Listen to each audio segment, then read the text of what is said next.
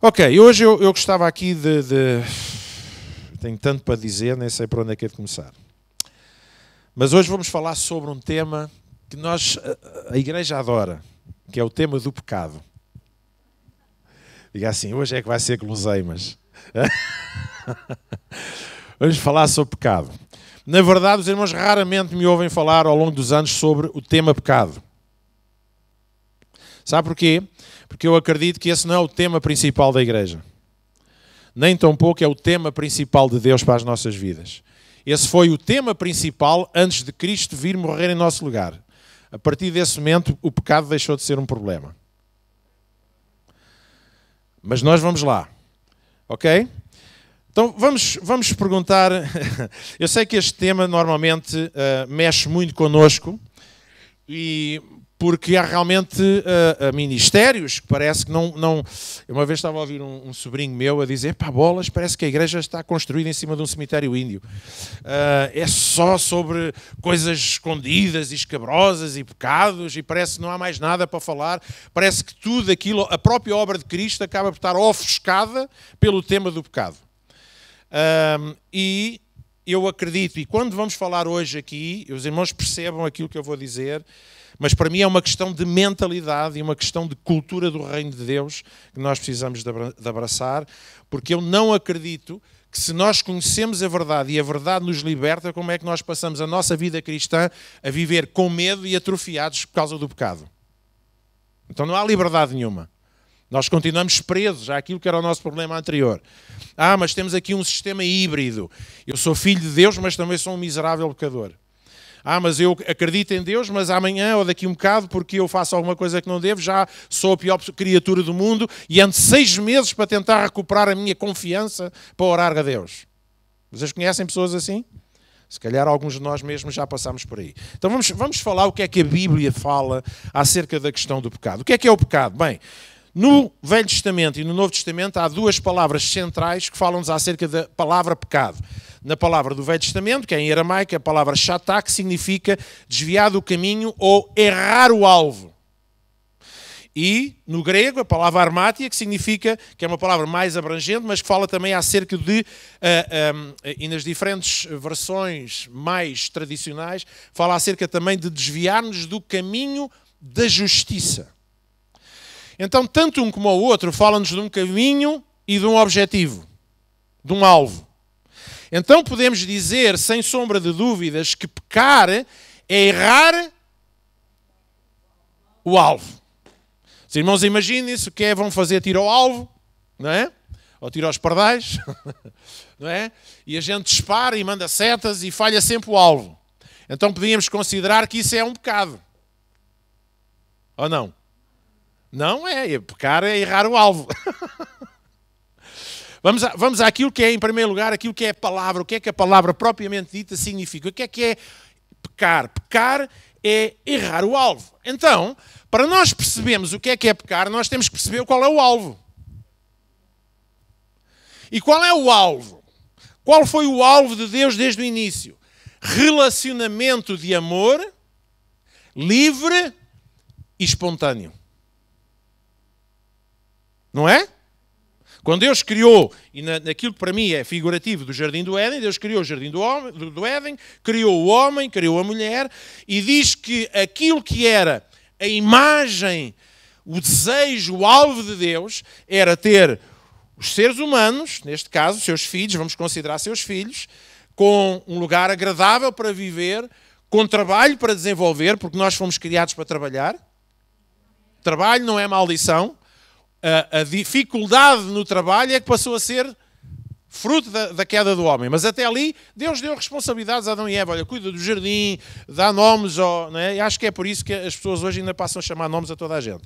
Não é? Porque dá nome aos animais, culta tal. Só há aqui uma única coisa que eu te peço.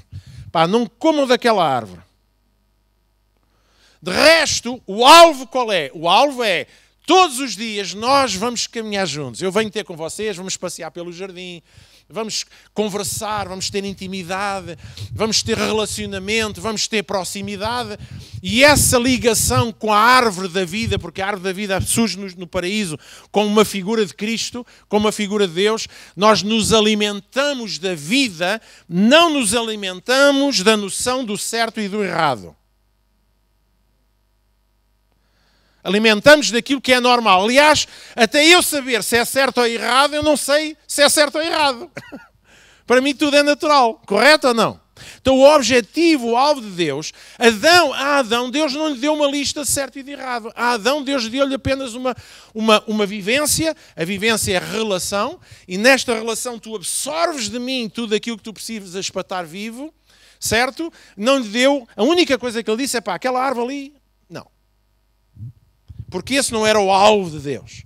E claro que Adão, ao cair e ao comer daquela árvore juntamente com a sua mulher, então isso falhou, fez com que eles falhassem o alvo. Porque o alvo não era viver num registro, na preocupação, no stress. Eu não posso errar, eu tenho que fazer o que é certo. Não, antes disso, meus irmãos, Adão e Eva viviam, a humanidade vivia de forma espontânea, natural. Eles eram puros porque eles não tinham noção de pecado. Porque o pecado veio apenas através da noção do que é certo ou do errado. Então esse não era o objetivo de Deus. O objetivo de Deus era que houvesse relação. Ora, após a separação do homem de Deus, né, diz que Adão é expulso do jardim do Éden, vamos em termos figurativos, ou seja, Adão ele fica separado daquilo que até ali era o alvo de Deus. Qual era? A comunhão diária. E na ausência da comunhão diária, eu já usei este exemplo aqui. Aliás, até foi uma vez o pastor João Martins que deu aqui.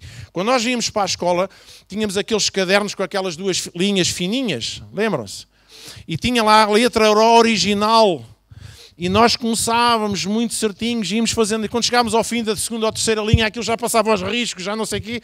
Porque não é por acaso que depois de 70 anos de Cristo, vemos o apóstolo João a trazer uma palavra para a igreja em Apocalipse, em que já há tantas coisas a acontecer, diversas. Porquê? Porque sempre que há distanciamento, há coisas que perdem a sua qualidade.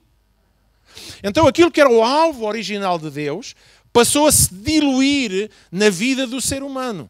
E então Deus traz ao que ao homem? Traz os 10 mandamentos, a lei. E a lei, Deus diz que parece que é apenas uma questão. Não, eu quero, posso e mando, portanto eu mando-vos que tem que ser assim. Não, o que Deus estava a dizer ao homem, isto era aquilo que existia antes da queda do homem. Uma quê? Uma relação de amor com Deus.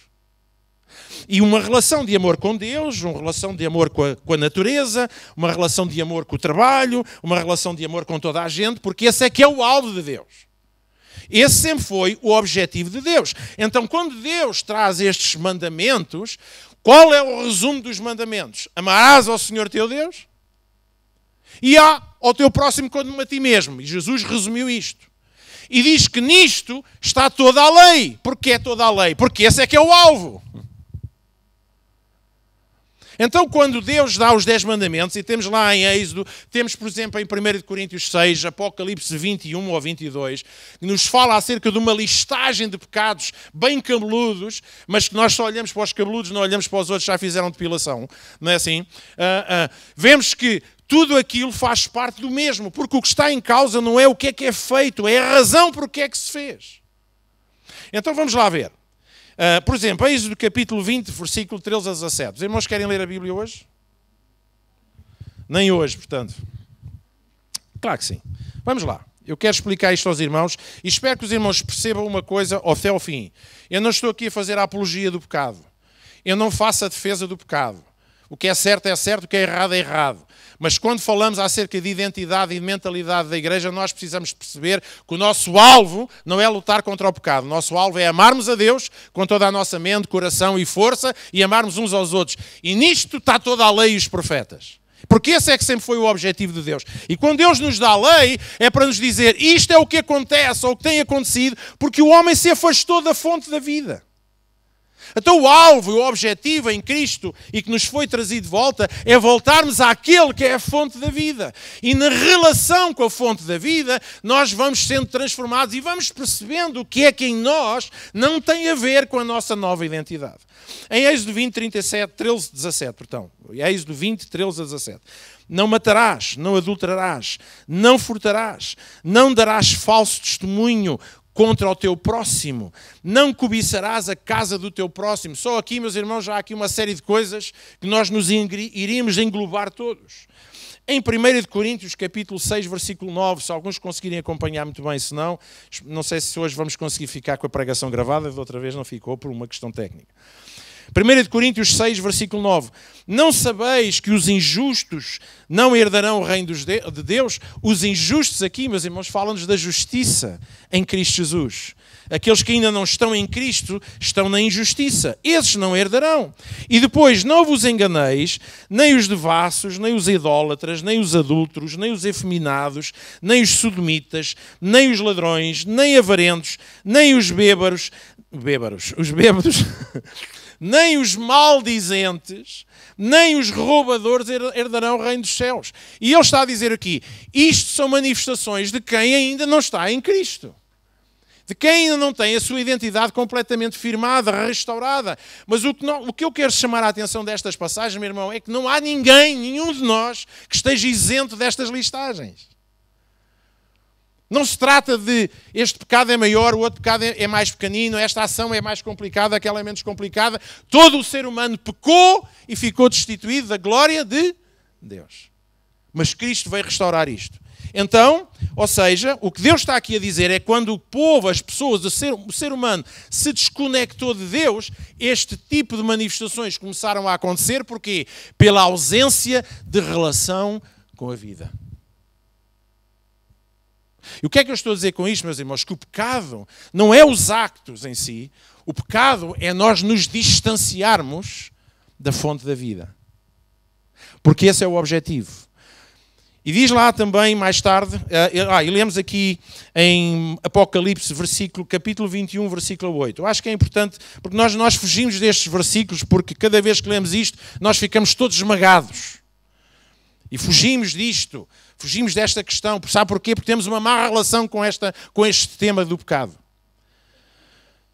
Mas diz, por exemplo, lá em Apocalipse 21, 8, mas quanto aos tímidos ou aos medrosos... Oh, meus irmãos, só aqui então estávamos todos entalados, desculpem lá. E aos incrédulos, ainda pior. E aos abomináveis homens da neve. E aos homicidas, e aos adúlteros, e aos feiticeiros, e aos idólatras, e a todos os mentirosos. A sua parte será no lago ardente de fogo e enxofre, que é a segunda morte.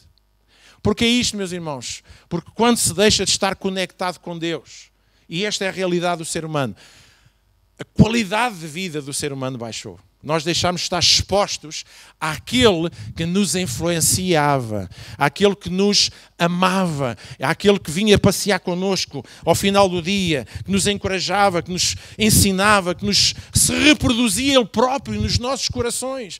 E, meus irmãos, deixem-me dizer, este é que é o maior pecado que nós temos que lidar, é quando permitimos que tudo mais nos afaste daquele que nos influencia naturalmente. O resto não é o problema. O resto são consequências, são sintomas ainda de uma carne não restaurada, não renovada, e sabemos que ela não vai ser restaurada, ela vai morrer assim mesmo, e nós vamos estar com Deus um dia. Mas, meus irmãos, deixem perceber isto. Isto são consequências. O pecado em si não são os actos. O pecado em si é falhar o alvo. E qual é o alvo? É ter um relacionamento de amor que, por sua vez, se estende num relacionamento com as outras pessoas ao nosso redor. Em Romanos capítulo 13, versículo 8 a 9. Então nós entendemos que o amor é o alvo. E o pecado não é o que fazemos, mas uma vida que falha o alvo, o amor de Deus. Romanos 13, versículo 8 a 9. Porque a gente tem que ir à palavra, para os irmãos me perceberem. A ninguém fiqueis devendo coisa alguma, a não ser o amor fraterno. Aqui na minha versão. Com que deveis vos amar uns aos outros. Agora até esta é a linguagem do diácono de Remédio. Deveis. Pois aquele que ama o seu próximo tem cumprido tem cumprido a lei. Está bem, não está ali. Eu volto a ler. A ninguém deveis coisa alguma a não ser o amor fraterno, com o que deveis vos amar uns aos outros, pois aquele que ama o seu próximo tem cumprido a lei. Então qual é o alvo? Amar. Porquanto os mandamentos: não adulterarás, não matarás, não furtarás, não cobiçarás e até não mentirás também, levantarás falsos testemunhos, tudo aquilo que está lá na lei e outras coisas, bem como qualquer outro preceito, todos se resumem neste mandamento: amarás o teu próximo como a ti mesmo. Porque o amor não faz mal contra o próximo, portanto o amor é o cumprimento da lei. Então qual é o alvo? Qual é o alvo? Amor. E como é que eu vou, onde é que eu vou buscar esse amor? Na relação com aquele que é amor.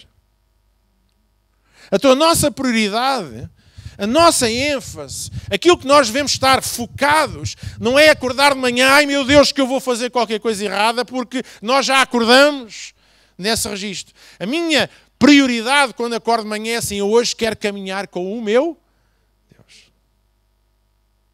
Acho que é Isaías, diz lá: anda na presença do Senhor e sê perfeito. Na nossa capacidade de sermos perfeitos, digamos, num caminho crescente de erros, de falhas, de quedas, de vitórias, de força. Porque o justo, aquele que é nascido de Deus, cairá 7 vezes e Deus sempre o levantará. Então, meus irmãos, essa realidade, essa é que é a nossa prioridade, essa é que tem que ser a ênfase da igreja. Deus, ajuda-me hoje a amar alguém como nunca amei antes. Ajuda-me a crescer no amor. Ajuda-me a conhecer mais de ti. Essa é que é a nossa ênfase. Essa é que é a preocupação de Luís Miguel. E isso é aquilo que eu sempre desejei, a minha visão para a igreja. Mas, irmãos, nós podemos criar um estado policial dentro da igreja, sobretudo porque temos aquela bitola de pecados cabeludos, pecados já sem cabelo, já cabelo curto, outros já com depilação feita, e temos aquela listagem de pecados: este é muito grave, este é mais... Mas, irmãos, o pecado é falhar o alvo. E falhar o alvo, meus irmãos, é falharmos em nos relacionarmos com aquele que é vida e amarmos o próximo como consequência dessa vida. E pior, nós caímos no mesmo pecado ao fazermos o quê? Ao entrarmos num registro do que é certo e o que é errado. Deus jamais nos chamou para vivermos desta vida. Mas eu gostei, por exemplo, daquilo que a Alinda falou há bocadinho. As instruções de Deus. As instruções de Deus são as instruções de um pai que diz assim: meu filho, eu sei mais do que tu. Eu sei quem tu és. Eu conheço as tuas entradas, as tuas saídas. Eu conheço aquilo em que tu és forte e aquilo que tu és fraco. Eu sei as dificuldades que vais enfrentar. Eu sei aquilo que vai surgir no teu caminho. Por isso, eu te dou estas instruções. Olha, vai por aqui. Vai por ali. É bom. A mesma coisa que o código da estrada. Para no sinal de stop. Atenção ao sinal. Hoje vou fazer aqui uma facilitada. Pum, somos apanhados pelo radar da polícia. Mas só passei 5 ou 10 km do limite. Não interessa. Para a polícia já passou. Certo? Então as instruções de Deus têm a ver com percebermos aquilo que deve acontecer na nossa vida e aquilo que é bom para a nossa vida, e ainda assim, meus irmãos, nós vamos errar.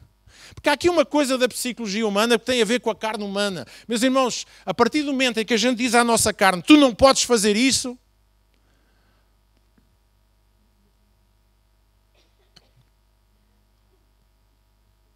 então se nós entramos numa cruzada contra o pecado, sabe o que é que a gente estamos a fazer? Estamos a criar uma geração de ainda mais resistentes. Porque sempre que alguém é lhe dito: não faças isto, mas agora é que eu vou fazer. Os irmãos sabem o que é que a líder, neste caso a Raquel hoje: irmãos, vamos levantar os braços. Sabe porquê? Porque aquilo que deveria acontecer naturalmente não acontece. Vamos dar um brado de júbilo, irmãos, disse a Filipe. Bora lá! E porquê é que não se faz isso naturalmente? Porque é preciso que alguém diga que... Então o caminho de Deus é um bocadinho isso. Deus chama-nos a atenção para coisas que em nós precisam ou devem existir, mas como fruto natural de relação e comunhão com Deus. E estou a falar isto na sequência daquilo que falámos a semana passada. Então, meus irmãos, diz que o alvo, meus irmãos, sempre foi esse: amarmos a Deus, sermos amados por... Nós só conseguimos amar a Deus se soubermos quão amados nós somos por Ele. Então a nossa prioridade é perceber: Deus, eu quero compreender a dimensão do Teu amor na minha vida. Um dos versículos mais transformadores na minha vida, Efésios 5:1. Sede imitadores de Deus como filhos amados. Aquilo que Paulo está a dizer aos Efésios é que a nossa capacidade de sermos imitadores de Deus vem da noção de quão amados nós somos como filhos. Quanto menos noção do seu amor eu tenho, mais frágil eu vou ser. Mais resistente, mais rebelde, mais desobediente, o que nós quisermos usar estas expressões. Mas quanto mais eu perceber o quão amado eu sou por Deus, menos vontade eu tenho de fazer coisas erradas. Mas ainda assim fazemos, porque essa é uma condição humana. Então 1 Coríntios 15, versículo 45 a 47 diz assim: assim, também está escrito que o primeiro homem, Adão, foi feito em alma vivente, o último Adão em espírito vivificante. Então o primeiro homem na terra é terreno, o segundo homem, que é o Senhor, é do céu. Então quando nós cremos na ação não do primeiro Adão, e isso para mim às vezes é complicado, porque isto faz um curto-circuito, meus irmãos. Nós não funcionamos pelo primeiro Adão. O primeiro Adão é um homem falível. É o homem que pecou, é o homem que se rebelou contra Deus, é o homem que reagiu, que desobedeceu. Nós não estamos mais no primeiro Adão, nós estamos no segundo Adão, que é Cristo. E esse Cristo veio a nós e abriu-nos um caminho para quê? Para voltarmos ao alvo. Mas, irmãos, Jesus não veio morrer na cruz para fazer de nós religiosos. Para isso, o povo de Israel já era fantástico. Jesus veio à nossa vida para nos devolver àquilo que era o alvo inicial de Deus. O que era? Comunhão com Deus. Relação com Deus. Apaixonar-nos por Deus. E estarmos diante deles como filhos amados, mas imperfeitos. Frágeis. Às vezes impossíveis de aturar. Às vezes queixosos, lamuriosos, mas somos esses filhos e relacionamos com Deus nesta base. E por isso, nessa base, também quando cometemos coisas erradas, diz que vamos a Ele, falamos com Ele de forma natural, diz, pá, Deus, olha, como o João, vou dar um exemplo. O João chegou a casa, pá, eu deveria ter feito isto, mas não fiz. Falhei o alvo. E o que é que a Alinda disse? Não vais ver o padeiro durante um mês. Só para te castigar. A próxima vez vais aprender a libertar logo o dinheiro. Castigo, julgamento, logo punição. É isso? Nós fazemos isso, muitas vezes. Mas com Deus não é isso. Paizinho, eu fiz isto. Ok, meu filho. Eu sei. Ainda antes de teres feito, eu já sabia. E eu não estou aqui a desvalorizar a importância, as consequências ou aquilo que na nossa vida deve ou não deve. Eu estou a dizer é que, meus irmãos, eu e vocês não podemos viver com base naquilo que foi a obra do primeiro Adão, mas com a obra do segundo Adão. E o segundo Adão veio devolver a vida que eu tinha perdido no primeiro Adão. É isto que significa ser salvos. Salvos de uma vida em que estávamos separados de Deus. Nós hoje não estamos separados de Deus, a não ser que queiramos continuar a viver segundo a lei. Mas a todos quanto receberam, aos que creem no seu nome, deu-lhes o poder de se tornarem filhos de poder, virtude, natureza, aos quais não nasceram do sangue, nem da vontade da carne, nem da vontade do varão, mas nasceram de Deus, o que significa que a minha identidade como filho de Deus é uma identidade espiritual, não é uma identidade que eu extraio da minha carne, porque a minha carne continua a estar cheia de pecado. 1 Coríntios 6:9. Vamos ler outra vez esta passagem. Eu gosto. Os irmãos estão aí, estão a me acompanhar ou não? Então, Paulo estava a falar aquela passagem que nós lemos há bocadinho. Não sabeis que os injustos não herdarão o reino dos céus. Depois fala dos devassos, idólatras e tal. Toda aquela listagem de pecadores e pecados que todos nós, de uma forma ou de outra, muitas vezes cometemos. Se não em ação, mas em pensamento o fazemos. E depois no versículo 11 do capítulo 6, 1 Coríntios, Paulo está a dizer, e vocês foram assim. Alguns até serão, reparem que eu quero relembrar isto, meus irmãos. Paulo está a falar para a igreja de Corinto. A igreja de Corinto era uma igreja cheia de dons, de manifestações espirituais, milagres, havia coisas a acontecer. Mas era uma igreja cheia daquilo que nós chamamos pecados cabeludos. Havia imoralidade, havia prostituição, havia divisão entre as pessoas. Por isso Paulo dá aquela palavra da ceia: eu não vos louvo, vocês quando se juntam não é para bênção, é só para se morderem uns aos outros. Vocês não estão a discernir o corpo de Cristo. Lá está, estão a falhar o alvo principal da igreja. O alvo de Deus, que é amar-nos. Há imoralidades sexuais no vosso meio, até havia pecado de incesto. Para aqueles que sabem, não tem nada a ver com basquetebol, tem a ver com a relação de um pai com uma filha. Ou uma mulher com uma filha, acho que eu na altura ali na palavra. Então estamos a falar de coisas que nós, na nossa mentalidade legalista, nós dizemos, isto é muito grave. Sabe o que é que era grave e que Paulo estava lá a dizer? E por isso chega ao capítulo 13 de 1 de Coríntios e fala acerca do amor. Ele diz, o que vos falta é a relação com aquilo que é a fonte de amor. E quando nos falta a relação com aquilo que é a fonte de amor, nós não encontramos nada, ou não encontramos, nós ficamos como cavalos selvagens. Nós andamos por ali adiante. E alguns dirão, pastor, mas eu nunca adulterei. A sério? Eu nunca matei ninguém. A sério? Nunca mataste, mas já tiveste vontade.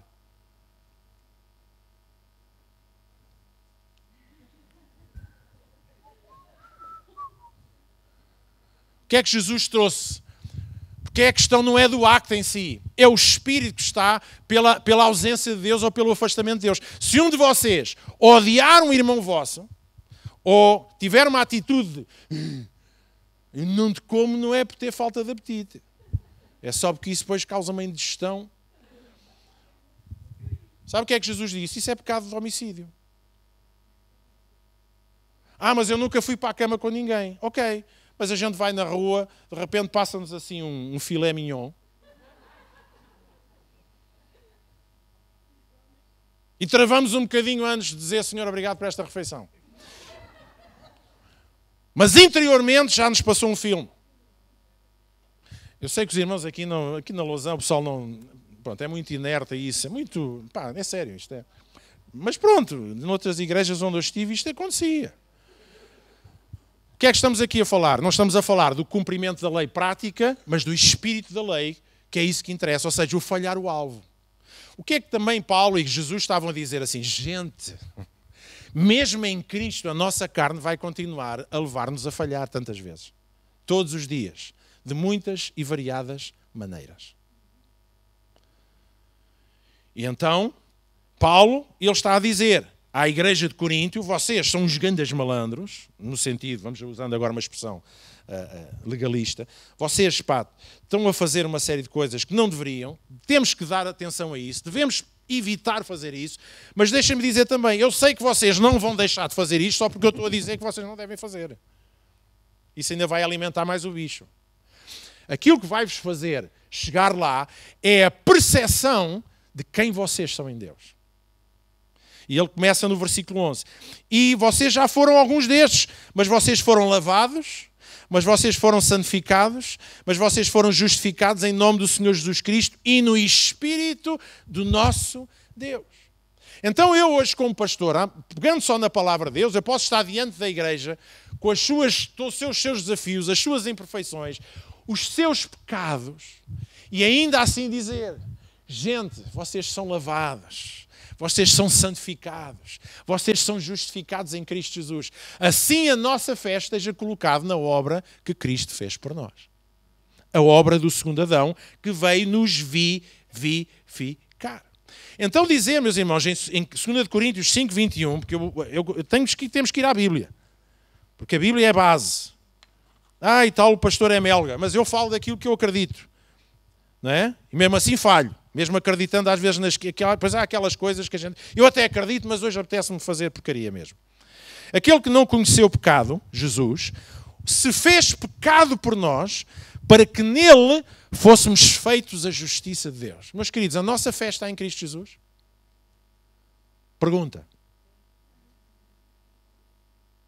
Caramba.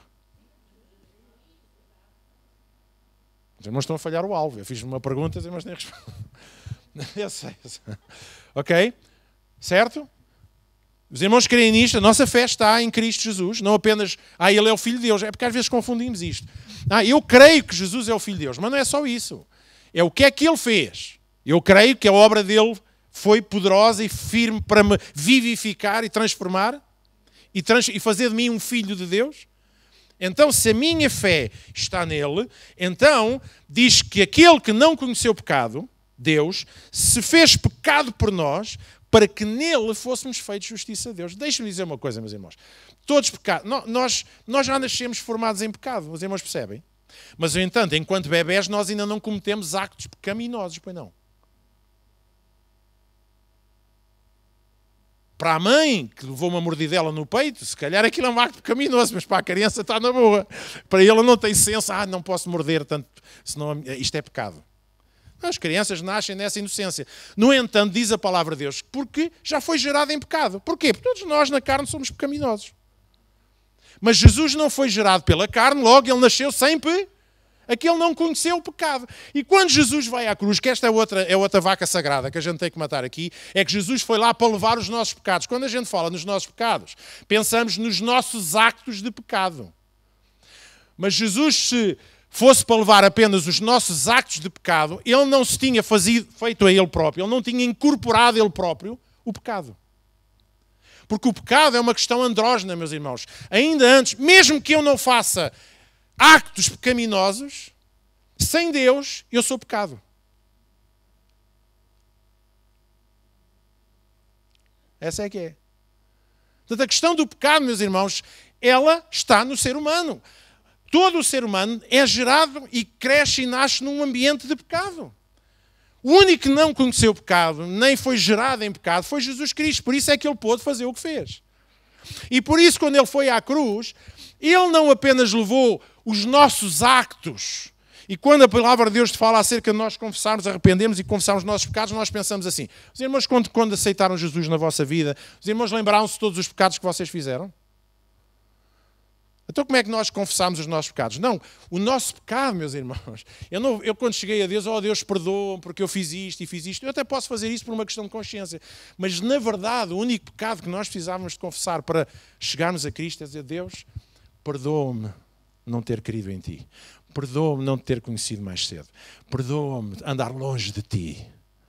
Longe da tua família, longe da tua casa, longe desta relação. E por isso Deus nos chama a nós e nos enxerta em si mesmo. Nós não somos apenas alguém que Ele... Então anda aqui para o pé de mim. Não, Ele coloca-nos nele. E Jesus sempre incorporou. Então Ele se fez o próprio pecado. Meus irmãos, isto é poderosíssimo. Não sei se a gente consegue lá chegar. Jesus não lidou apenas com os nossos actos pecaminosos. Ele lidou com a nossa natureza de pecado. E é disso que nós nos arrependemos. E viemos à vida em Cristo Jesus e agora numa nova natureza, que não é mais a natureza do pecado, mas aonde? No nosso espírito. Porque a mente precisa de continuar a ser renovada no seu entendimento e a carne precisa de ser controlada. E disso a gente nunca se vai livrar, até ao último dia.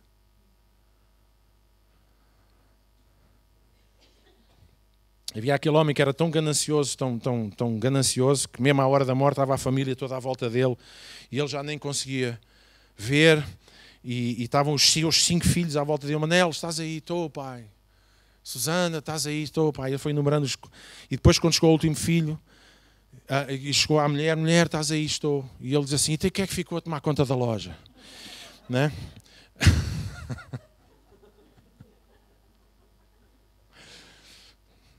Até ao último suspiro. Há sempre aqui qualquer coisa a espernear em nós. Nenhum de nós se livra. Então o que é que eu estou aqui a dizer? O que eu estou a dizer é que o nosso foco, meus irmãos, não é os actos em si. O nosso foco é o que é que no meu coração ainda precisa de receber de vida de Deus.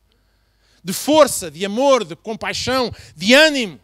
Para que eu consiga ver mudança na minha vida e no meu comportamento em coisas que por vezes são tão difíceis de ultrapassar. Olha, nós íamos ler, mas já não vamos ter tempo. Em Romanos capítulo 5 e versículo 6. Eu recomendo que os irmãos leiam estes 2 capítulos de seguida, em casa. Fala acerca de Jesus, fala acerca da justiça, fala acerca da questão da relação com o pecado, certo? E fala-nos aqui, mas se calhar...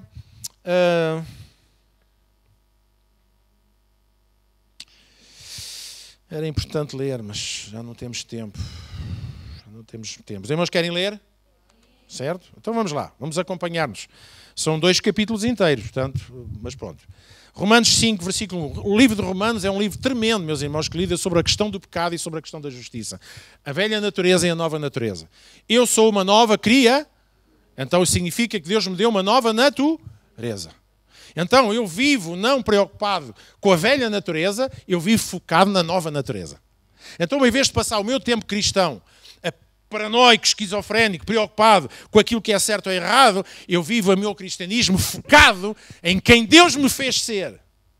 Porque enquanto nós ficarmos presos à mentalidade de pecado, nós nunca vamos conseguir ser reis e sacerdotes. Ah, mas a Bíblia diz, até exercemos? Não, porque não nos conseguimos ver de tal maneira. E até achamos que somos postos em causa por alguma coisa que a gente faz. E eu digo que não é. Desde que nós continuemos a perceber e estarmos focados na nossa identidade em Cristo Jesus. E por causa disso, porque eu sei quem sou em Cristo Jesus, então há coisas em mim que eu vou permitir Deus trabalhar.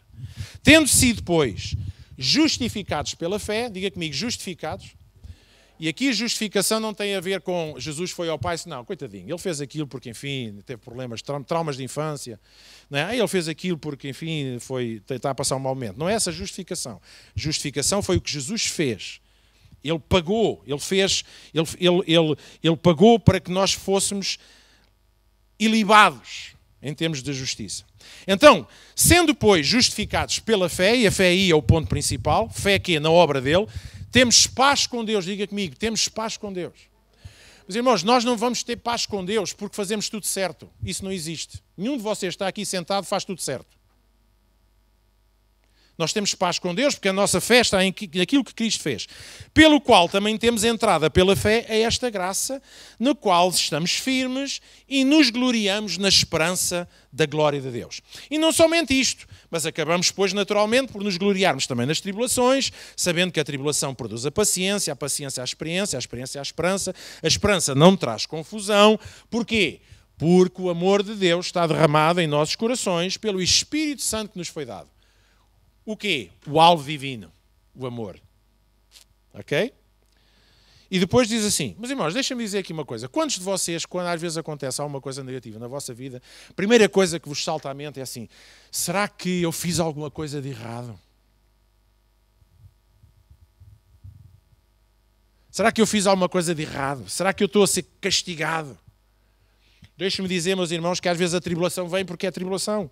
Às vezes os momentos vêm complicados porque vêm complicados. Não, nem tudo acontece na nossa vida porque nós fizemos alguma coisa de errado. Senão nós aí estávamos sempre a viver no errado.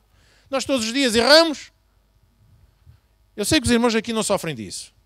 Não sei, pronto. Mas é só, pronto. Acho que é bom partilharmos estas coisas só para os irmãos perceberem. É o meu desabafo. Então, porque Cristo, estando nós ainda fracos, morreu a seu tempo pelos ímpios, porque apenas alguém morrerá por um justo, pois poderá ser que pelo bom alguém ousasse morrer, mas Deus prova o seu amor para conosco, o alvo, em que Cristo morreu por nós, sendo ainda miseráveis pecadores. Logo muito mais agora, tendo sido justificados pelo seu sangue, seremos por ele salvos da ira. Podemos não ser salvos da ira da mulher, do marido, do patrão, mas dele nós fomos salvos da ira. Ou seja, o que é que era a ira? A consequência do nosso pecado. A necessidade de se fazer justiça sobre a pessoa que errava. Isso está tudo em Cristo Jesus. Porque se nós, sendo inimigos, fomos reconciliados com Deus pela morte do seu Filho, muito mais tendo sido já reconciliados, seremos salvos pela sua vida. O que é que nós estamos a falar? Jardim do Éden, árvore da vida, relação com Deus. Nós somos salvos pela vida que há em Cristo Jesus, não somos salvos pelo registro do certo e do errado. Porque aí, meus irmãos, contrariamos aquilo que Paulo diz aos Efésios. Nós somos salvos mediante a graça, ou pela graça, mediante a fé. E isto não é dom de nós, é alguma coisa que Deus nos deu. Não é fruto das nossas obras para que ninguém se glorie. E isso, meus irmãos, olhamos para a palavra de Deus, vemos que isso é típico de quem? Dos fariseus e dos legalistas. Eu não sou como aquele. Eu em té que faço tudo certo. Já está a errar porque ao dizer uma coisa dessas logo prova que já tem uma atitude completamente errada. Percebem o que é que eu estou a dizer? A palavra de Deus ela não tropeça nela própria. E não somente isto, mas também nos gloriamos em Deus por nosso Senhor Jesus Cristo, pelo qual agora nós alcançamos reconciliação. Meus irmãos, digam comigo, eu estou reconciliado com Deus. E Deus depois diz, e eu dei-vos esse ministério, o ministério da reconciliação. Da mesma maneira como eu fiz com vocês, vocês vão por esse mundo fora e tragam as pessoas à reconciliação.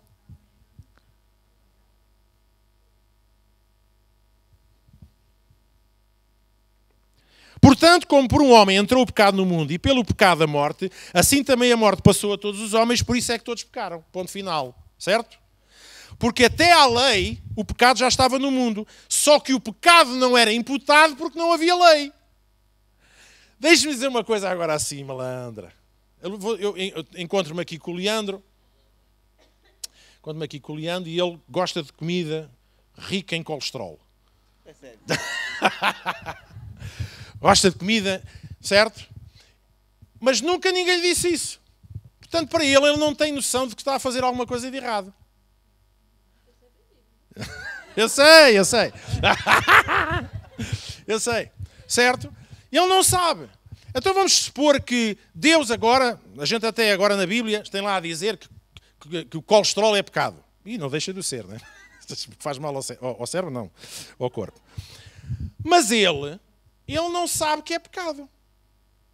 E nós, algures na nossa caminhada cristã, achamos que evangelizar é chegar ao pé do Leandro e dizer assim, pá, tu estás a pecar, meu. Tu estás a comer colesterol. Tu estás a dar cabo da tua vida. E no sentido saúde, é verdade. Mas enquanto ele não lhe é dito que está errado, ele não tem noção de e Deus não lhe imputa essa responsabilidade. Mas eu chego ao pé dele e disse, pá, mas isso é errado. E ele também pode dizer, mas quem é que diz? Tu? Porque é que há de ser errado só porque tu dizes? Então, a abordagem, o alvo é dizer o quê? Deus ama-te. Esse é que é o problema. Tu estás longe de Deus, pá. Deus ama, Deus tem coisas boas para ti. Deus quer-te trazer para o seu reino, quer-te abençoar, quer-te restaurar em qualquer área que tu precisas. E antes sequer dele ter noção de pecado, nós estamos-lhe a injetar o quê? Vida. Ah, pastor, mas a Bíblia diz que é pecado comer comidas que produzem colesterol. Está bem, e os irmãos acham que ele precisa de saber isso logo ao princípio? Isso nunca foi problema em Adão, isso nunca foi problema nas pessoas. Diz que o pecado já lá estava. O pecado só teve o seu lugar, lá está o registro do certo e do errado.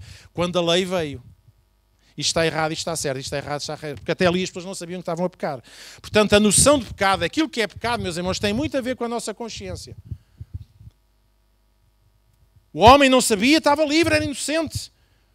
Mas a partir do momento em que lhe é dito que aquilo é pecado, então forçosamente, e a gente parece assim, pá, parece que Deus anda aqui a brincar com as pessoas. Não, Deus quis provar às pessoas, meus irmãos, que aquilo que Adão fez lá no Jardim do Éden, mais Eva, em optarem pelo certo e pelo errado, embora em vez de ficarem apenas ligados à vida, é impossível de se viver nesse registro. Porque nós vamos sempre viver esmagados pela noção de que estamos a falhar. Porque até a lei estava o pecado no mundo, mas o pecado não era imputado porque não havia lei. No entanto, a morte reinou desde Adão até Moisés, até sobre aqueles que não tinham pecado à semelhança da transgressão de Adão. Claro, o pecado estava lá, mas eles não tinham noção, o qual era a figura daquele que havia de vir. Mas não é assim o dom gratuito como é a ofensa. Porque se pela ofensa de um morreram muitos, muito mais a graça de Deus e o dom da graça, que é de um só homem, Jesus Cristo, abundou sobre muitos. E não foi assim o dom como a ofensa, por um só que pecou. Porque o juízo veio de uma só ofensa, na verdade, para condenação. Mas o dom gratuito veio de muitas ofensas para justificação. Porque se pela ofensa de um a morte reinou por esse, muito mais os que recebem a abundância da graça e o dom da justiça reinarão em vida por um só Jesus Cristo. Esta é a nossa identidade. Pois assim, e Paulo repete isto, versículo 18. Porque assim como uma só ofensa veio o juízo. Reparem, Paulo está aqui a dizer, meus irmãos, ele não está a falar de muitas ofensas, ele está a falar de uma só ofensa. Por uma só ofensa, a morte entrou. Assim como por um só acto de amor e de justiça, a vida voltou. Então, versículo 17. Porque se pela ofensa de um a morte reinou por esse, muito mais os que recebem a abundância da graça e o dom da justiça reinarão em vida por um só Jesus Cristo. Pois assim, como por uma só ofensa veio o juízo sobre todos os homens para condenação, assim também por um só acto de justiça veio a graça sobre todos os homens para a justificação da vida. Porque pela desobediência de um só homem, muitos foram feitos pecadores. Assim, pela obediência de um só, muitos serão feitos justos. Aquilo que nos faz justos, meus irmãos, não é conseguimos obedecer em tudo. Aquilo que nos fez justo foi a obediência de um só, Jesus Cristo. Veio por aí a lei para que a ofensa abundasse, mas onde o pecado abundou, superabundou a graça. Paulo até está a dizer, era necessário até que se calhar... Mas, irmãos,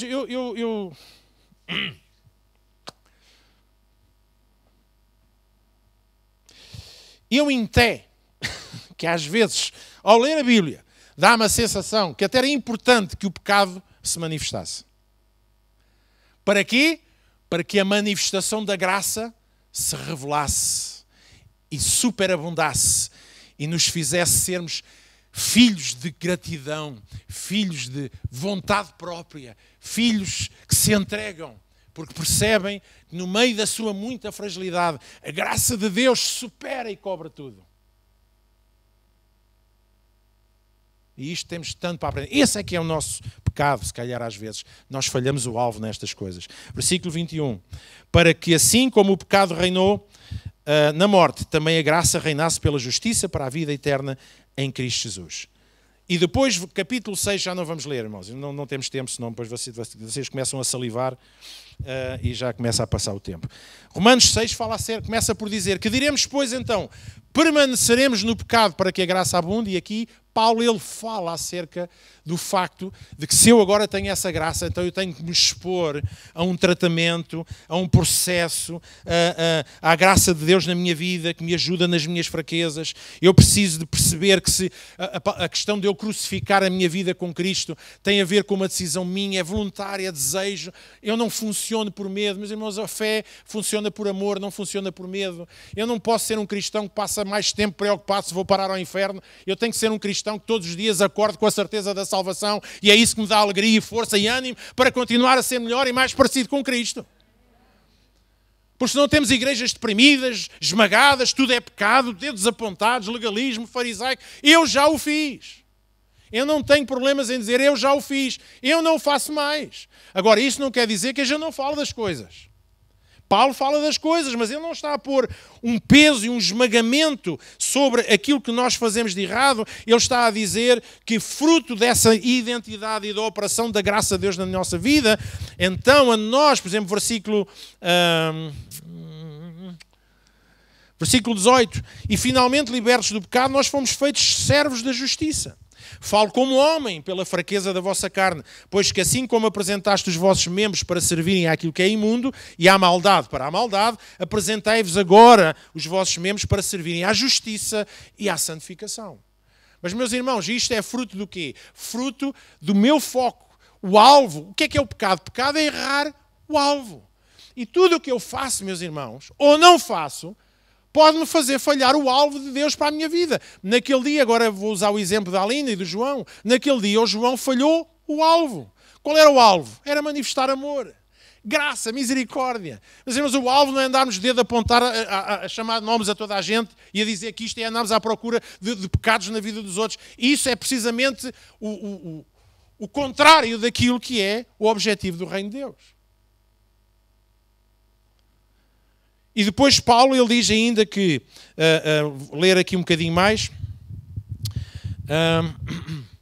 porque quando eram servos do pecado, vocês estavam livres da justiça. E que fruto tinham então as coisas que vocês agora vos se envergonham, sendo o fim delas a morte? Mas agora libertos do pecado e feitos servos de Deus, tendo o nosso fruto para santificação e, por fim, a vida eterna.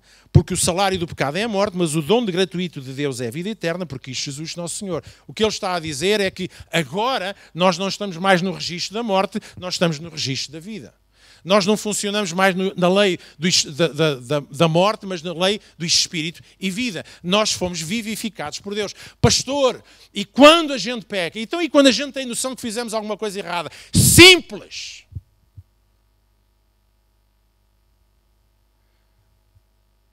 Outro dia li uma frase de alguém que dizia: uma mente condenada não precisa de acusadores.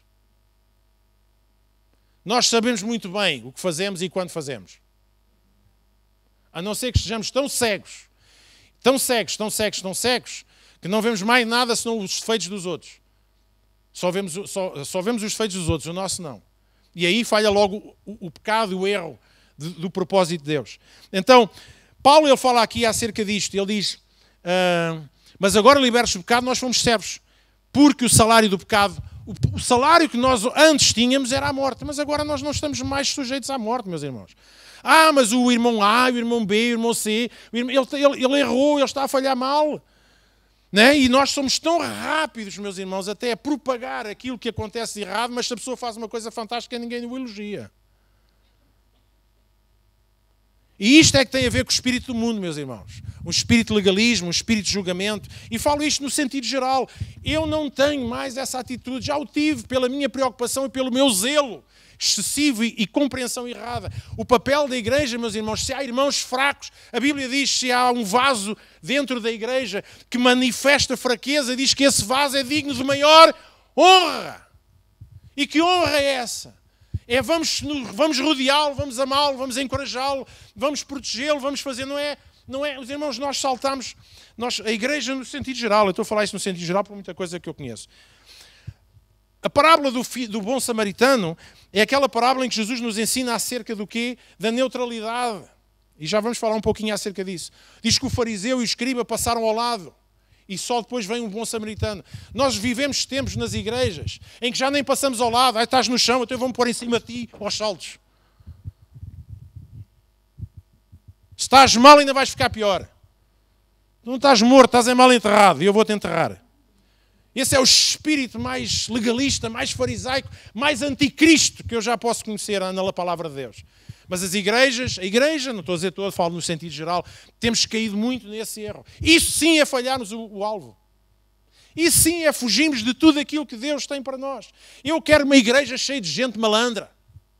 De pecadores, de assassinos, prostitutas. Gente da pior reputação. Eles que venham para a igreja. Mas não é para serem julgados, não é para logo para começarmos numa de encher chouriços, é para nos amarmos e revelarmos o coração de Deus, porque é isso que traz vida. As pessoas não precisam de saber o que é certo e errado, as pessoas sabem. A igreja precisa de amar, esse é que é o alvo, e esse é que é o maior pecado da igreja que nós precisamos. E se não o conseguimos fazer, então é porque nós não estamos com o relacionamento direto com Deus como deveríamos estar. O pecado, diz Paulo, que diz que não tem mais domínio sobre nós, mas isso ele não está a dizer que nós não vamos cometê-los, nós não vamos ter fraquezas na carne, nós vamos continuar a falhar, meus irmãos, porque nós não desejando pecar, nós pecamos todos os dias. Quando Jesus foi confrontado com alguns fariseus que trouxeram uma mulher adúltera a Jesus, toda a gente fala, mas Jesus disse à mulher, vai e não peques mais. Mas ninguém fala da primeira frase. Jesus olha para eles e diz assim, mas quem é que são vocês? Mas quem é que são vocês para estarem a fazer isto? E diz que ele, antes de ele dizer isto, mas pronto, foi a resposta. Diz que Jesus que pôs a escrever no chão, não sei bem o quê, mas seria alguma coisa que os fariseus entenderam bem. E depois Jesus só disse uma coisa, quem não tiver pecado, que atire a primeira pedra. E sabe qual é o máximo para mim da graça, misericórdia e de uma noção de justiça? É quando em nós não só não existe a necessidade de mandarmos pedras, como nem sequer trazemos pedras no bolso. Nem no sapato. Porque aquilo que Jesus disse em primeiro lugar, disse, olha, vocês, mesmo que tivessem a cumprir toda a lei, o simples facto daquilo que vocês estão a fazer já é pecado. Porque vocês estão a falhar completamente o alvo. E Jesus manifesta àquela mulher e diz-lhe o seguinte, mulher, onde é que estão os teus acusadores? Foram todos, basaram. Não sei se era porque era a hora do almoço.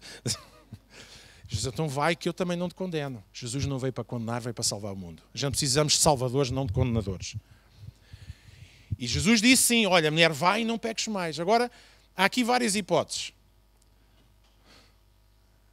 Jesus pode...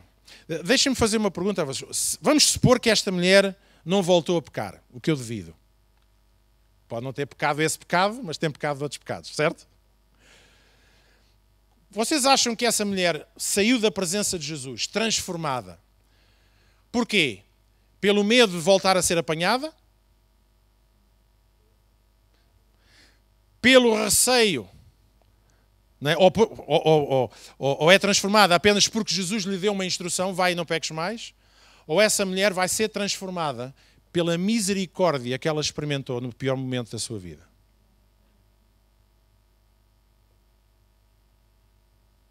Então, as pessoas não são transformadas por condenação, nem dedo apontado, nem espionagem bíblica. Alguém percebe o que é que eu estou a dizer, gente? E se a igreja quer ser esse organismo vivo de Deus, meus irmãos, nós precisamos de voltar ao alvo. Porque nós estamos todos a falhar o alvo, muitas vezes. Jesus disse, vai. Porque Jesus estava a dizer, olha, sabe qual é a minha leitura? Jesus estava a dizer àquela mulher, olha, vai e não peques mais. Sabes porquê?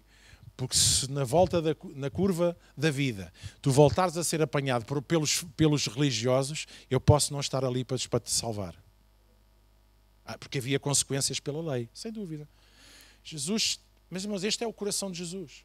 Então, mas a mulher pecou ou não pecou? Pecou, Jesus estava a dizer que ela não pecou? Não. Mas qual foi o acto de Jesus para com pessoas que pecam? Ai não, mas nós éramos muito bons, foi por isso é que fomos escolhidos e estamos na igreja. Isso não éramos, agora pertencemos a um grupo restrito das pessoas que não falham. Errado, meus irmãos. A humildade, a gratidão vem de um coração que reconhece que não merecendo nada, e não sendo nada sem Ele, mas nele somos tudo aquilo que Ele diz que nós somos. Ah, mas cometemos erros, pois cometemos. Qual de nós é que não comete erros? Em pensamento, em omissão. Então Tiago, capítulo 2, versículo 3, diz que a mulher não... diz que o juízo será... Porque o juízo será sem misericórdia. Ouçam esta. O juízo será sem misericórdia sobre aquele que não fez misericórdia. E isto é um problema de sementeira e colheita. A misericórdia sempre triunfa sobre o juízo. Agora eu leio aqui uma passagem que vocês já uma vez aqui mencionámos e termino por aqui. Lucas 6,36. Perdão os irmãos, mas é assim. Eu depois vou estar 2 ou 3 domingos sem pregar, que é para os irmãos aliviar. Lucas 6,36 diz assim: sede misericordiosos, como também o vosso Pai é misericordioso. Lá está. Qual é o alvo? Qual é a fonte? É a minha relação com Deus. Jesus, ele dizia, eu só faço aquilo que vejo o meu Pai fazer. Então, quando Jesus manifestava misericórdia, porque ele via o Pai ser misericordioso. Quando ele manifestava em amor, porque via o Pai manifestar-se em amor. Lá está. Nós só conseguimos viver dentro do objetivo de Deus quando estamos em relação. O nosso foco está nele, não nos erros que nós temos. E nós somos os próprios a fazer isso para connosco. E depois diz no versículo 36, não julgueis e não sereis, não condeneis e não sereis, perdoai e sereis. E depois aquele versículo que a gente sempre usa para as ofertas, mas que não tem nada a ver com as ofertas. Dai e ser-vos-á dado. Boa medida, recalcada, sacudida e transbordante vos deitarão no vosso regaço. Porque com a mesma medida com que medis, vos medirão a vós. E a gente pensa, vamos todos levantar uma oferta. Mas sabe o que é que Jesus está a falar? Está a falar de misericórdia. Dai misericórdia e ser-vos-á dado misericórdia. Boa medida, recalcada e sacudida de quê? De misericórdia. Será lançado nos nossos regaços. Porque com a mesma medida que nós medimos os outros, nós vamos ser medidos também. E meus irmãos, vamos abrir o olho. E propôs-lhe também uma parábola. Pode, porventura, um cego guiar outro cego? Não irão cair os dois no barranco? Ou seja, pode uma pessoa que é legalista ajudar outra pessoa que está a pecar? Não, vão cair lá os dois. Mas depois ele diz assim, não é o discípulo mais do que o seu mestre, mas todo o que for bem instruído será como o seu mestre. No quê? No amor e na misericórdia, porque é esse o tema da passagem. Então ele diz no versículo 41, porque vês o argueiro no olho do teu irmão e não reparas na trave que está no teu olho?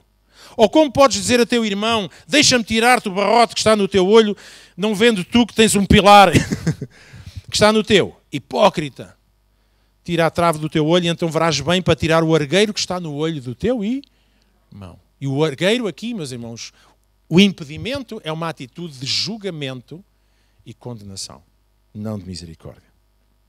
Amém? Oh, glória a Deus.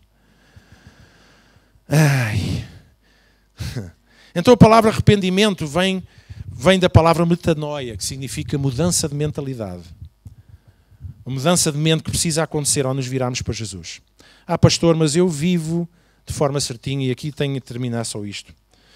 No outro dia li uma frase de um pastor que ele escrevia a dizer, ironicamente, na brincadeira, que ele dizia que o lugar mais quente do inferno devia ser para os crentes neutros. Porque temos... mas isto é um pecado que ninguém fala. A gente só fala do pecado das coisas que se faz. Até e o pecado de não fazermos aquilo que devíamos fazer. Aquele que sabe fazer o bem e não o faz, peca. Não é em oposição, eu sei fazer o bem e vou fazer o mal. Não, não, eu sei fazer o bem, mas eu não faço nada. A tal cena da parábola do bom samaritano. Não, não. Eu entro, eu saio, eu não me envolvo. Se houver problemas, eu não estou lá. Eu sou a igreja, mas não sou sal. Eu não sou luz. Se eu vejo um irmão que está a passar uma necessidade, eu passo ao lado, porque eu não quero me envolver. E então, se a igreja tiver algum momento menos bom, nós até nos afastamos para um lugar seguro, porque eu quero ser neutro. Mas, irmãos, a neutralidade está esparramada naquilo que Jesus fala lá em Apocalipse acerca de mornidão. Nem és quente, nem és frio. Eu preferia que tu fosses frio e dissestes e assumisses tudo do que temos às vezes uma falsa postura, mas que não tem nada a ver a não ser com a proteção do meu eu, que é um espírito anticristo. E quando eu estou aqui a dizer, não estou a falar de estarmos envolvidos na igreja, a tocar, a cantar. Mas, irmãos, estamos a falar de estarmos envolvidos onde Deus nos chama a estarmos envolvidos. Nós falámos há bocadinho, somos igreja, Deus nos identifica para que onde houver portas do inferno, nós estejamos lá a trazer a nossa influência. Pode ser um abraço, pode ser uma palavra, pode ser uma oração, pode ser dar comer a alguém, pode ser o que for. Mas, meus irmãos, quando nós vivemos um cristianismo do passo ao lado, nesse pecado ninguém fala. O pecado daquilo que é suposto para eu fazer pela minha própria natureza e identidade e eu não estou a fazer. Mas o que é importante é o pecado do outro. Porque a gente julga o pecado do outro só porque não é o mesmo pecado que a gente comete. Mas todos nós, e a palavra de Deus diz, e pronto, tenho que terminar com isto. E reparem que eu estou a dizer isto porque estamos a falar de uma questão, se estamos a falar de pecado, então vamos ao osso. Estamos a falar de questões que têm a ver com mentalidade. 1 João 1, versículo 8 a 10. Se dissermos que não temos pecado, enganamos a nós mesmos. Então diga comigo, eu tenho pecado. Este corpinho da Danone, Paulo diz que é uma carne fraquíssima, porque aquilo que ele quer fazer, a carne às vezes faz o contrário. Aquilo que eu quero não faço e às vezes aquilo que eu não quero é aquilo que eu vou acabar por fazer. E Paulo, se estivesse aqui, já era apedrejado. Porque o homem fazia coisas que era contra a sua própria identidade. E esta é a luta de todos nós, a luta da carne e do espírito. Por isso Paulo também diz, então investe no espírito, semeia no espírito, vais colher vida. Semeias na carne, vais ter consequências da carne. E este é um equilíbrio, esta é que é a nossa luta. A luta com a nossa carne. Mas não uma luta ao ponto, meus irmãos, de pôr em causa a nossa identidade. Porque senão nós vamos continuar a falhar e a falhar e a falhar e a falhar. Porque depois vem aquele sentimento de fracasso, de indignidade, de merecimento, não consigo orar, não consigo louvar, ando sempre deprimido, ando sempre a viver um cristianismo fraco, frágil, nós não temos ação, nós não trazemos Jesus às pessoas porque estamos focados nas nossas próprias imperfeições, em vez de estarmos focados na perfeição que Cristo alcançou para nós.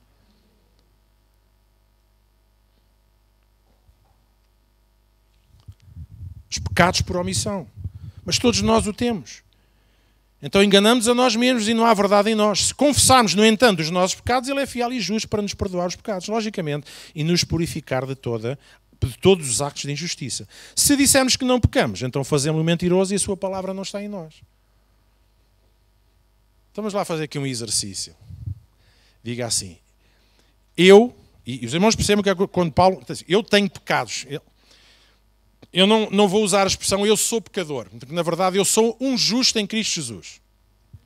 Mas que peca, que comete actos errados, por omissão, por pensamento, por atitudes ou por actos concretos. Vamos todos fazer exercício. Eu tenho pecados.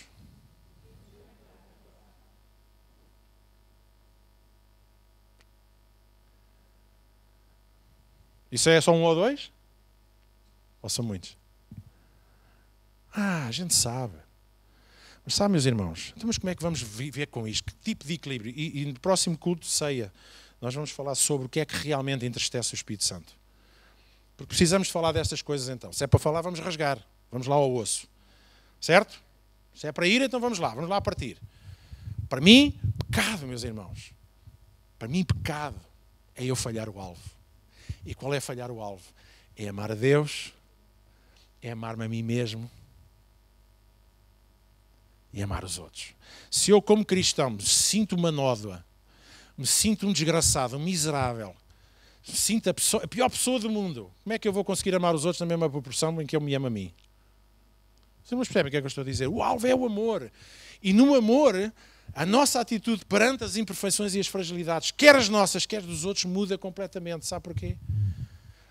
Leandro faz conta que é o meu filho. Ele é meu filho. Mas ele faz porcaria de vez em quando. Não é? No mínimo quando vais à casa de banho. Ele faz porcaria. Os meus filhos fizeram porcaria, eu fiz muita porcaria. Nós todos fazemos porcaria todos os dias. De muitas maneiras. Mas sabe, ele não deixa de ser meu filho. Ele não deixa de ser amado. Ele não deixa de ter lugar à mesa. Ele não deixa de ir para casa todos os dias e dormir no seu quarto. Ele não deixa de ter os seus direitos que eu, como pai, lhes dou e que ele por natureza, pode por comportamento não merecer. Mas por natureza, ele os tem. O filho pródigo, que aquele malandro afastou-se e foi ter com as miúdas, não é? E acabou com os porcos. Às vezes acontece. Às vezes. Malta mete-se aí em festas assim um bocado estranhas. Mas diz que o filho pródigo foi ter com o pai. Pai, dá-me a parte que me pertence. E o pai, que até nem era parvo, disse assim, ele deve querer investir na bolsa. Se calhar vai investir na criptomoeda. Bitcoins. Né? Vou-lhe dar o dinheiro porque ele vai fazer bons investimentos. Não, o pai sabe muito bem, e aquilo é uma figura de Deus. Sabia muito bem o que é que ele ia fazer com aquilo. Mas às vezes que se vão os anéis. Se isto foi necessário para que aquele filho voltasse com uma noção de quem era, porque uma das coisas, um momento de revelação do filho pródigo, meus irmãos, não foi apenas eu estou aflito, eu tenho fome, mas dizer, na casa do meu pai, até os empregados têm, eu que sou filho, estou aqui nisto, mas lá está, como eu não sou digno, porque errei, o meu comportamento privou-me da minha identidade. Népias. Isto é falar em línguas, népias. O filho veio e antes sequer, porque isso foi o que Deus fez connosco e faz, antes sequer de abrir a sua boca, abraçou, beijou, mandou os servos tratar dele, né? Unhas, veio a pedicure, a manicure, veio o homem das massagens, veio o alfaiate e tirar a medida. Não sei, sabe qual é a ideia que a gente tem?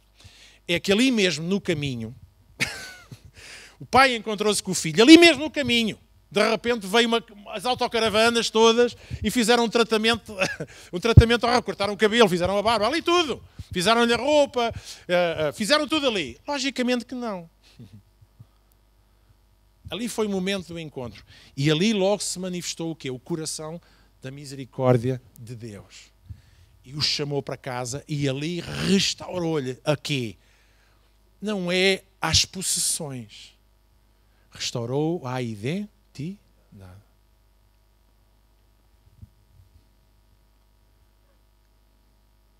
Irmãos, a nossa relação com o pecado é muito negativa. Sabe porquê? Porque nós temos medo. Nós temos medo do pecado. Temos medo que pelo pecado vamos todos parar para o inferno, porque ainda não estamos seguros na imensidão daquilo que Jesus fez na minha vida, na tua vida, na nossa vida. Sejamos livres em Cristo Jesus. Pastor, mas eu estou com algumas dificuldades, eu estou a lidar aqui com áreas. Ok, então vamos lá, vamos orar, vamos aqui acompanhar, vamos lá. Vamos abraçar, vamos estar juntos. Então como é que estás agora? Como é que estás? Não sei o quê. Às vezes há situações que a pessoa precisa de passar por outras ajudas e outras ferramentas para que as pessoas ultrapassem determinadas situações. Mas, irmãos, igreja só é igreja se nós formos a um hospital. Se nós formos um lugar de restauração, de cura, de libertação. De ensino também. Mas o ensino que visa o quê? A nossa identidade em Cristo Jesus. E termino hoje. Hoje, porque amanhã já ficava tarde.